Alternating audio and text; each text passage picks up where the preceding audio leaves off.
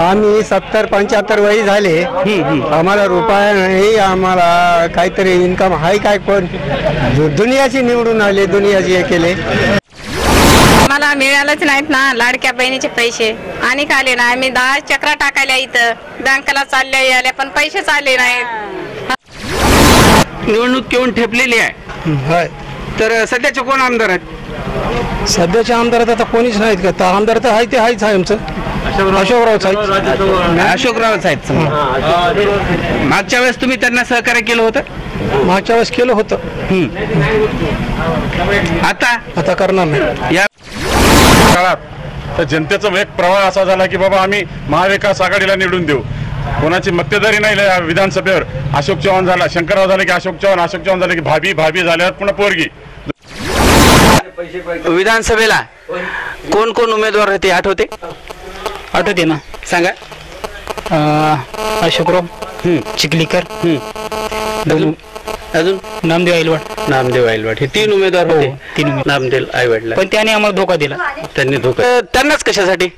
Sir ते शेतकऱ्याचे नेते आहेत, गरीबाचे नेते आहेत, सगळेचे काम करतात ते ना. बर. मग तुम्ही सुद्धा नामदेवराव आयलवाड यांच्यासाठी स्थानिक उमेदवार म्हणून पसंती दिली. मग ते कुठल्या एका पक्षात असेनात, मग त्यांनाच निवडून द्यावा असं तुम्हाला काय वाटतं? नाही, असं आमचं हे म्हणणं नाही. तुम्ही ज्यावेळेस विचारला ना, स्थायिक उमेदवार जे पसंत असते ना, स्थायिक उमेदवार आम्हाला द्यायची इच्छा बी आहे, पण गिचवाड साहेबाला बी सुद्धा स्थायिकचा उमेदवार आहे ना. दोघांपैकी कोणाला? दोघांपैकी म्हणजे नामदेव आईलवाड सरांना. या ठिकाणी मला देता का? मी सुभाष नाईक, किनी येथील रहिवासी असून या ठिकाणी येणाऱ्या विधानसभेत या ठिकाणी तुम्ही पाहायला की प्रचंड महिलाची रांग आहे. एकीकडे लाडकी बहीण योजना दिली, त्या योजनेमध्ये अनेक त्रुटी काढून त्यांना लाईनीत उभा करण्याचं काम सध्याचं सरकार करायला आहे, हे मिंदे सरकार.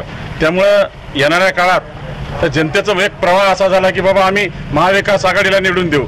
कोणाची मक्तेदारी नाही विधानसभेवर. अशोक चव्हाण झाला, शंकरराव झाले की अशोक चव्हाण झाले की भाभी झाल्यावर पुन्हा पोरगी. दुसऱ्याला काँग्रेसच्या कार्यकर्त्याला संधी नको काय? त्याच्यामुळं लोकांची एक तीव्र भावना झाली की बाबा जसं आम्ही लोकसभेला केल्या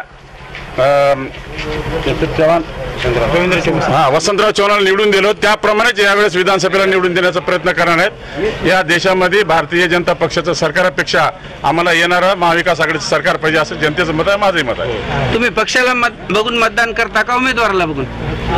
पक्षही पाहता, उमेदवारही पाहता. पक्षही पाहता, उमेदवारही पाहता. समाजाला आरक्षण द्यायला काय हरकत नाही, परंतु मराठा समाजाला त्यांचं त्याला वेगळं ताट करून ओबीसीच्या ताटातलं देऊ नये एवढं सगळं लोकांचं म्हणणं आहे. आणि एक किनी गाव जवळपास 80% ओबीसीचं गाव आहे, पण इकडे याकडे कोणी लक्ष द्यायला तयार नाही.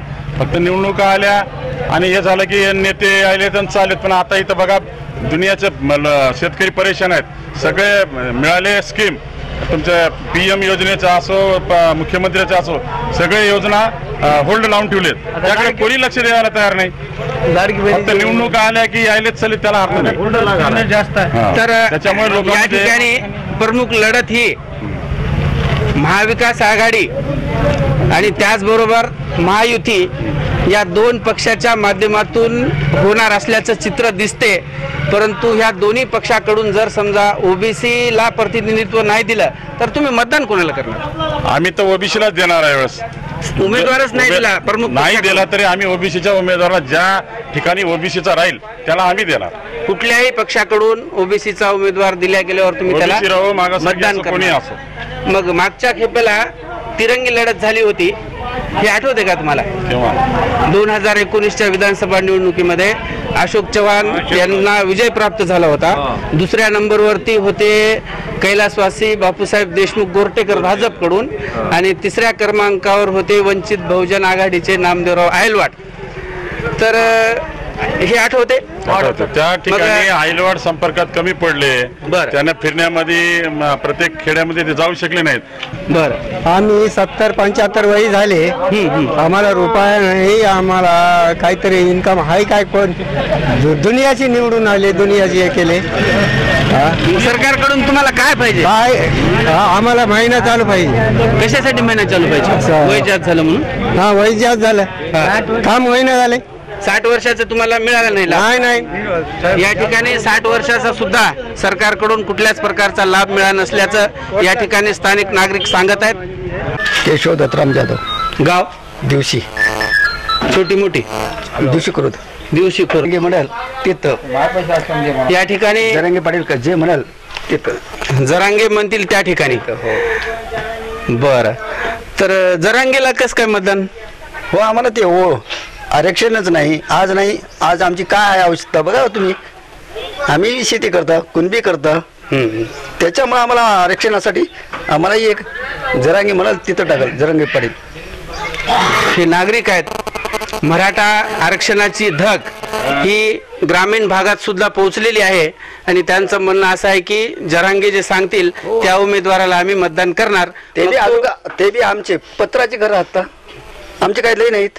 कुठल्याही पक्षाचा उमेदवार असेल तर जरांगे सांगतील त्यांना तुम्ही मतदान करणार.